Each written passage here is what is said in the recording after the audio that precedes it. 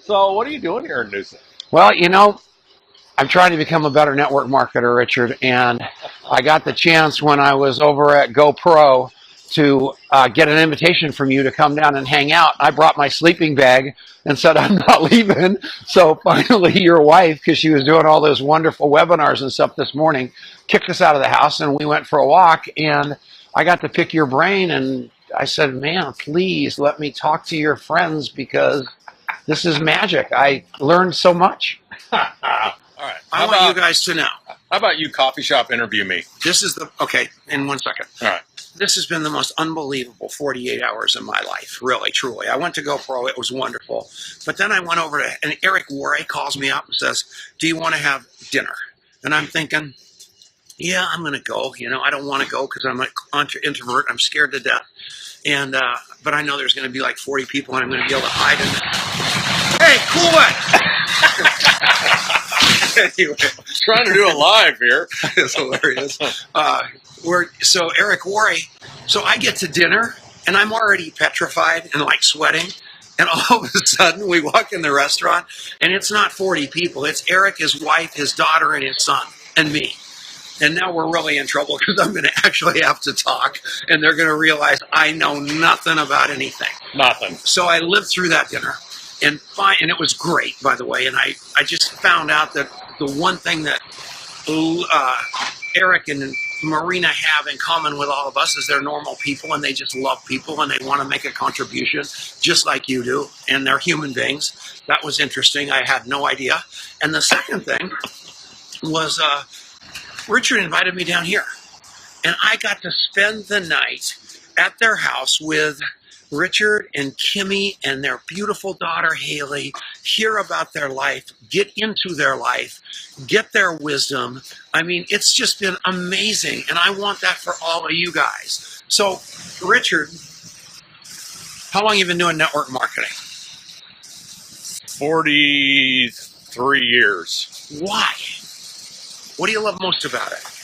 The chicken plant is probably not hiring me anymore. What do I love most about it is, I'm kind of a numbers guy. I mean, I'm a people person, but I'm kind of like you, and I'm an introvert. I don't really warm up to people until I get close to them.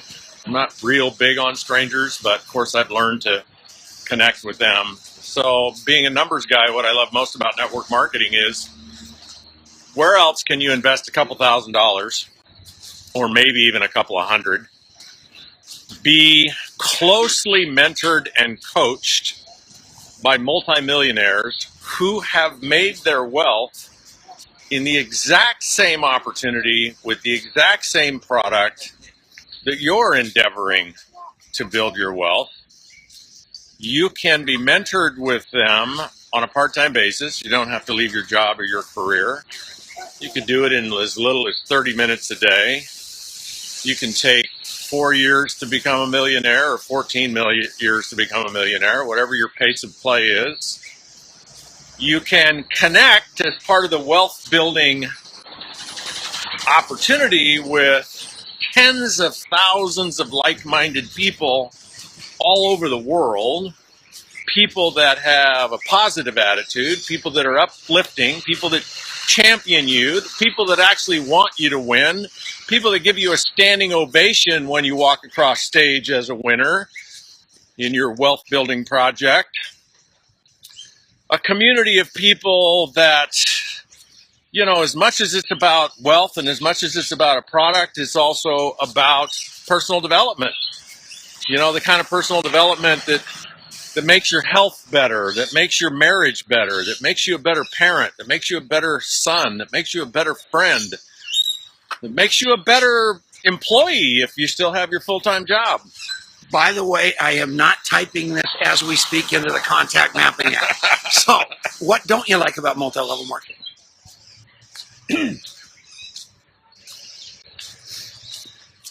Well, two things, I guess. Because anybody can do it, the barrier to entry is so low, both to start a company and be a distributor, that it attracts, a broad spectrum of people, many of whom are selfish, are desperate, are neurotic, and the way they go about promoting their products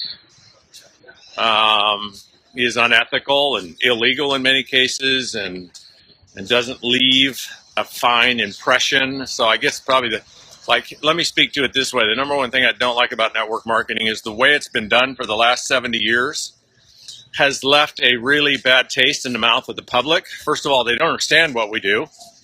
And to the degree they do understand what we do, like when they figure it out, they don't like us. And it's not because of the business model, and it's not because of our products. It's because of us and how we've done it. And how, every walking person, we've applied the 3-foot rule to, and we see them like a piece of red meat. And we haven't eaten in 3 weeks. And so we have to devour them, and we have to tell people what they should do with their life. They should drive a fancy car. They should live in a big house. They should get rid of their stupid JOB, just over broke job, which is a good thing people have JOB, just over broke jobs, or nobody would have served us breakfast this morning. Amen. And so what I'm going to do in the next 42 years is lead this crusade to teach network marketers how to network and market differently. And the reason Tom and I get along so well is we're on the same path. What he's doing with contact mapping and the coffee shop interview is the same thing I'm doing. And it's probably the same thing all of you are doing, which is why you're watching us, is you love the idea of just being real and authentic with people and honoring people where they're at in life, and just inviting them to take a look at what you're doing. And if it's right for them right now, great. And if it's not, that's really great too.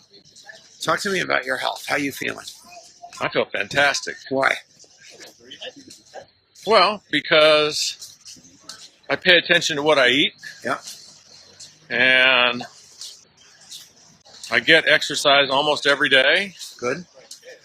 I study a lot. Good. Most importantly, I have a love of my life who loves me and nurtures me and takes care of me and gives me a reason to live. Sure. And so I also have, like you do, Tom, a battery of tests done every year. So I don't take my health for granted. I actually assess it.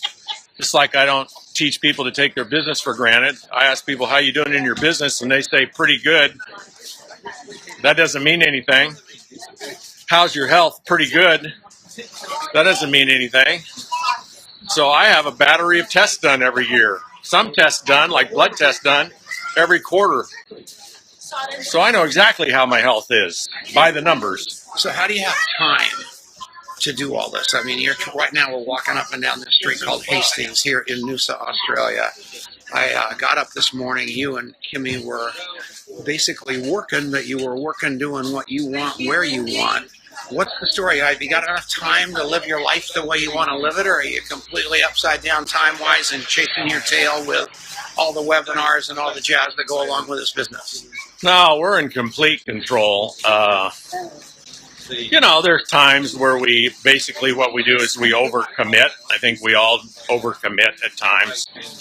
But the most important thing for Kimmy and I is fun and peace and contribution and quality of life. And we're not chasing money. We're not chasing fame. We're not chasing significance. If anything, we're chasing fun and contribution and love and peace. And so we have plenty of time. Basically, our routine is we work from about 6 until about noon. And then we take the rest of the day off. And that doesn't mean we don't look at our phones or we don't check email. We do. But we're probably, really focused on stuff about 5 to 6 hours a day, about 4 to 5 days a week. So you got plenty of time, enough money. You live life like a rock star. I'll bet you drive a really nice car. What kind of car do you have? It is a nice car. What is it?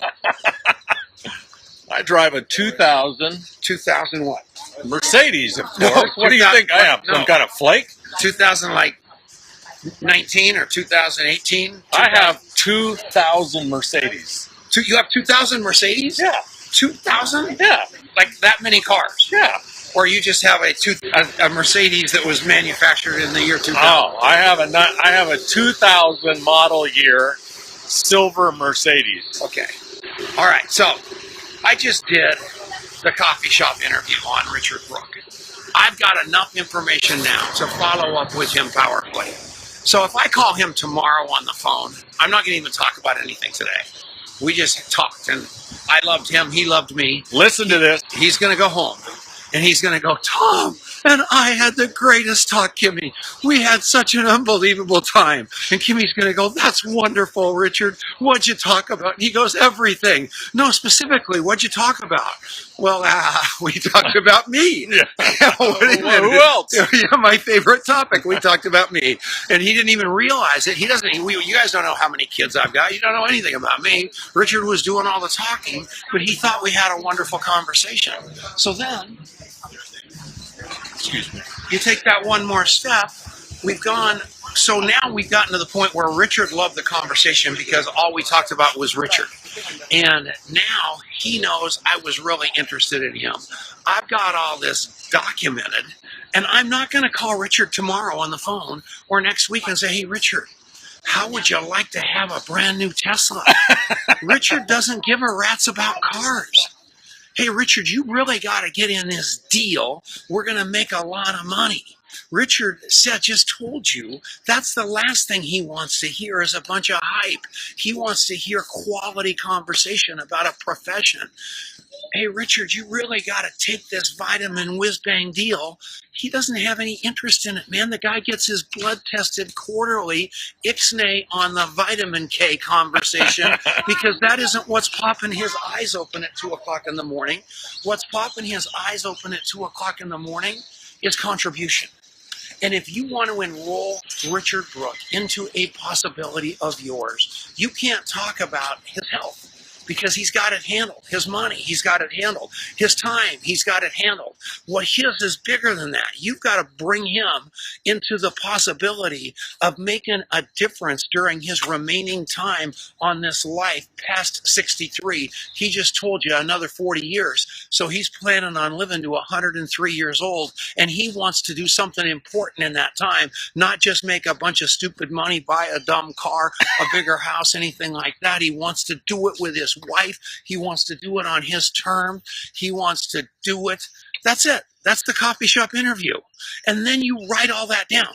You call Richard this week and you say, hey, Richard, I think we want to have a cup of coffee. How's Kimmy? How's that old Mercedes?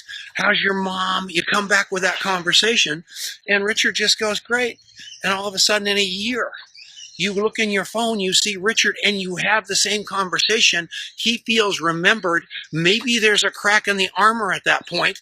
You remembered him versus throwed up on him, and all of a sudden he's saying, I think I want to do business with this guy, Tom Chenault. Bingo, bango, bongo, coffee shop interview. Ironically enough, if you go to contactmapping.com, it's right there. And it's, you can get that for free. And it's exactly the only reason that I have any success in network marketing, if I have any success in network marketing, is a result of being such an introvert that I figured out early on I didn't have to talk if I was listening. Yeah. Yeah. If you go to contactmapping.com, the training is actually also there. How about that on video? Yeah, it's nuts. Teaching you how to do it. So we're about to hit the beach. What else? Oh, good. I'm taking off my clothes. Tom's taking off his clothes. That would have been too much for, that would have been horrible. So some of you guys have heard this story, but probably a good opportunity to tell this story again. Tom and I are the most interesting guys either one of us have ever met. And we're like, don't you think we're like twins? Look at us. Yeah. We are the most interesting guys either one of us have ever met. Right. Good call. So some of you have heard this story about 25 years ago, I read this article in this magazine called Psychology Today, and they were doing this experiment where the editor of Psychology Today was going to fly to Los Angeles from New York, and all he was going to do for that 5-hour flight is get to know his seatmate. And so the idea was that he would ask the seatmate questions. I would call them curiosity questions. They didn't use that word, but curiosity questions, right? Questions about the seatmate. And if the seatmate asked the editor of Psychology Today any questions, the editor was going to answer the questions, but he wasn't going to take that opportunity to run off at the mouth for 10 minutes about him. He was just going to answer the question and then ask the seatmate another curiosity question. So this goes on for 5 hours. Now you may think you could talk to somebody for 5 hours, ask them a million questions, and they would of course ask you questions, but Tom and I can tell you, Kimmy can tell you, you can ask somebody 100 questions for an hour and they don't ask you any. And guess what? We don't invite those people to take a look at our business because they're not curious about other people. And being curious about other people is kind of a fundamental, not a skill, but an attitude. So anyway, they get to Los Angeles and the staff of Psychology Today is at the airport in LAX. They flew ahead. The two guys get off the plane. They let the editor pass by him, like they didn't know who he was. And they intercept the seatmate. And they ask the seatmate, hey, what did you think about the guy you flew out here with? And he said, the most interesting man I've ever met. Oh my gosh, that is so true. The most interesting man I've ever met. Asked the most brilliant question. I've never heard that story, but I completely believe it. So they asked him, they said, well, why was he coming to Los Angeles? He didn't know. So, well, what did he do for a living? He didn't know. Well, what about his family? He didn't know. Well, what was his name? He didn't know. Now, I'm not suggesting they didn't embellish some of the facts, but I've had plenty of experiences, and Tom has had plenty of experiences, and I bet a lot of you have had plenty of experiences to verify that this is a true story, that you can actually talk to somebody for a long time. They may ask you questions, but they don't remember the answers because they're not present. But if you remember the answers and you ask the questions, guess who you become? The most interesting person they've ever met. And so here's Tom and my question for you. Even though people may not like network marketing, even though people are really busy, even though people don't particularly see themselves as calling all their friends, talking to all their friends about their newest business opportunity, who do you think you could at least get an opportunity to talk to about yours if they thought you were the most interesting person they'd ever met? I agree 1,000%. And you know, one of the questions that you could ask somebody in the interview is a really easy softball right at them that said, what do you think about multi-level marketing? Yeah. And then they say, I hate it with a passion. I would never do it. It's a pyramid scheme. Those people are all criminals. Okay, fine. You have to write a note to yourself. Day after tomorrow, don't call the guy and pitch him on multi-level marketing. He told you he doesn't want to buy it. He said he wanted to make a difference in the world. Sell him what he said he wanted to buy, not what you want to jam down his throat with some trick question or trick answer that some network marketing guru tried to trick you into saying to people that just makes them more mad. Just be with it. Be with people. I told Richard years ago when I was a stockbroker, if it would have been a choice between going to the moon or being a multi-level marketer, I would have asked you, I would have said, what's the weather like on the moon? Right. True story. Yeah. But then a time came in my life where it was the only option, and I called the guy on the phone, and I said, what is this? He said, multi-level marketing, and I said, I'll be right over. Because the timing was right for me that day. And before, with all my money and my stock brokerage job and all that supposed stuff, there was no space in my head for this. But now there was, and because you kept those notes and you didn't blow up the relationship defending or tricking or persuading or manipulating, you still have that friend that can look at you and say, maybe I'll give this a shot. Because you were a human being. And that's all we have to become, is better human beings. You agree? Totally agree, Tom Chenault. This is fun? one of the smartest guys. Oh my God! Here's the deal. Here's my confession to you, as God is my witness. I have never opened a Psychology Today magazine in my entire life. Shut up! I just looked at the pictures. Oh my God! So here's a tidbit for you. People are always asking us, well, how do I approach this person? This is my next door neighbor that we've been neighbors for 17 years. You know, we don't talk very often. Our kids went to school together. She got divorced 7 years ago. You know, I see different guys coming over to her house every couple of weeks. So, you know, and, you know, she's 20 years older than I am, and I think she inherited a lot of money. And, you know, a million other variations of, well, how do I approach that person? And so unless you're looking for a million different scripts, how about if you try this? What if your next door neighbor who's 20 years older, inherited a lot of money, dates different guys every couple of weeks, blah, blah, blah, blah, blah. What if she was in your network marketing company and you weren't? What if you weren't in network marketing at all, but she was, and she wanted to approach you? How would you want her to approach you? Just think about that. And notice how you would just want her to be real, be honest, be authentic. Maybe just tell you what she's doing and ask you some questions and honor your answers. So you want to know how to approach her? Try that. However you would want her to approach you, try that. Now the two of you, as Tom pointed out, have different values.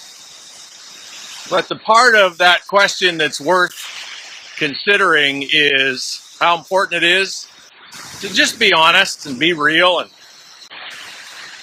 you know, if you don't know what else to say, just tell people the truth. Ask them if they want to take a look. I'm telling you what, authentic comes it all. There's no doubt about it. And you've got to just be real. People want real over everything else 100% of the time. They are so used to being sold, manipulated, lied to. Just tell them the truth. Even if you're making no money, even if you don't know what you're doing, tell them the truth, because that is the most refreshing sales pitch of all. And you know what? You being real and you being you is going to set you apart from 99% of the crowd, because everybody else is just happy horse shit. We could have connected with her. See that lady? Yeah, let's go get her. Okay. Richard's chasing one down. Hey lady, come back here. Hey lady. Hey lady. I don't think lady is the most enduring term. How are you? We want to talk to you. What's your name? Brenda. Where do you live? In Noosa. This beautiful place. You live in Noosa? Yes, I do. Are you really rich? No, but I'm rich. You're rich in the world. How cool is that? How long have you lived here, Linda? Brenda. Brenda, how long have you lived here? Over 20 years. From where? Melbourne. Cold to warm. Well, it's cold this morning. Today it was cold. So where are you guys from? Well, Tom is from Longmont, Colorado. Right. I'm from Hawaii. Okay. My wife and I are living right up there in the trees Fantastic. for the winter. Beautiful. We're hanging out here for a few months. And Tom is a very famous entrepreneur and coach and business guy. Okay. And so I was interviewing him. People call me Fabio. Fabio, the business guy. Are you retired? Yes. What'd you retire from? I was in information technology. So a pioneer. Well, I'm going back to the days when there was big mainframes, it's progressed a lot. And Look, technology. yeah, we're like broadcasting to the world right now. Are You are literally global, Brenda. Oh my goodness. So what do you love about Noosa the most? Like, what isn't Our to love, beautiful, right? clean environment, no high-rise buildings. We have a strong, there's groups that are passionate about our environment and they've protected it over the years, like the Noosa Park Association. That's why we've still got our glorious national park, because people would love to get hold of that and build on it. I'm sure. It's paradise. Kimmy and I walk it every morning. What a special place. It is. And my mum used to say it's the closest place to heaven. Noosa. The closest place to. So you're gonna. Well, we've got city facilities in what really is a small town. We've got an airport 40 minutes down the road. Yeah. We're an hour and a half from the capital city. And have a look. Do you travel? I have, but not for a long time. Do you have a family? I've got a husband. And horses. And horses? Oh, wow. Where do you live here? I'm just down the road. But my horses aren't with me. Where are they? I've got race horses. Oh, quarter horses or No, thoroughbreds? race horses. Thoroughbreds. Where are they? Trained on the Gold Coast. And the mare goes wherever the stallion is. Could be in New South Wales or Queensland. She's here at the moment, up past Toowoomba at Eureka Stud, who's got one of the new up-and-coming amazing stallions. He's just breaking records left, right and centre. Wow. And so have you, for your whole life, loved horses? I love animals. All animals. As a kid I wanted a horse. I never got one. Now you got them. Yeah, and I look after them and respect them. What is the thing about horses and unconditional love? Like there's some connection there. What is that? Well, there's not always, because they're not treated properly. No, I mean the horses loving us. Like yeah, but some are right afraid horse. of us because they're a flight animal and they're under pressure. So if they don't, they've got feelings and they can tell, and they would run away because they're a fight or flight animal, which is interesting. So you have to give as much love to them as they want to give back to you. With any animal, I believe. I think I might be a horse. Have you seen? To love you. Yeah, I love you. Oh, thank you. Have you seen the koala bears over here? Oh, not lately, but I have. Yeah. We haven't seen them Aren't they yet. gorgeous? We haven't seen them yet. You should go to Australia Zoo. I don't want to see them in the trees where they're supposed to be. They are there, Yeah. but like everything out, and beautiful fauna and animals are sort of disappearing because we're invading their area, with dogs, clearing their land. It's really sad. Yeah. I don't know what our world's going to be like past us, in the next 50 to 100 years. Look out. It's like nothing's more important than health and the environment. Well, we won't have any environment. I believe Mother Nature's will pay us back one day if we're not careful and respect her. So, yeah. What's your What's your husband's passion? people, nature, fun, my wife. And your health and happiness. And I mean, you have to be healthy yourself. Everyone says my most important person in life is my wife or my children. I don't believe in that. It's us. It's us, because if we're not well... Job. You're right. She's brilliant. Do you take vitamins or do you just eat well? No, I eat well. Really? Good for you. The food here is very fresh. Yeah, no kidding. Yeah. Oh, we've Farmers got market. lots of markets. Yeah, Yeah. it's fabulous. What is your husband's story? He was a printer, had a business in Melbourne, and he retired years before me, and I just kept working. bringing in the paycheck. Yeah, we've been married over 40 years. And where are your kids? Do you have any kids? No, No don't kids? have any children. Yeah.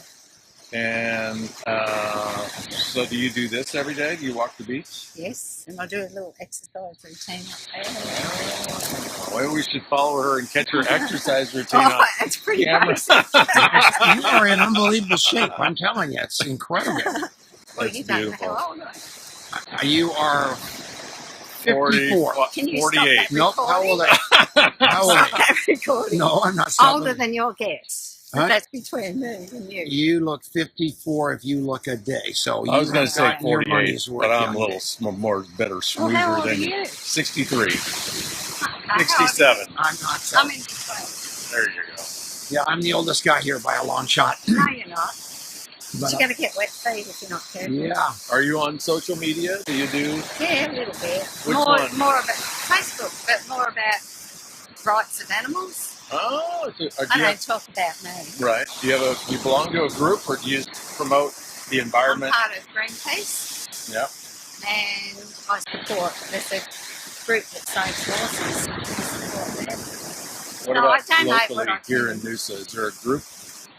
Oh, the Parks Association. No, I'm pretty private, sort of. Do you give those people a lot of money? Greenpeace and the horse I people? give them as much as I can, Would you love to give them more? of course. So would I. That's cool. Yeah. Well, why don't you, when he hangs up, tell him what your email address is, and I'll make a contribution to the horses just for you. Oh, that'd be I nice. swear I will do it. So you Okay. just give us your email address, and we'll be happy to do that. Because you All you walked by us, and Richard said, that woman has the kindest, most beautiful smile. We should talk to her. I thought he was hitting on you. So I said, I was very worried about that. I But can look after myself. that is so cute. So I yeah, make my own choices in life. but you are one good Love you, person. Brenda. You are awesome. Yeah, that's Can really we cute. connect on Facebook?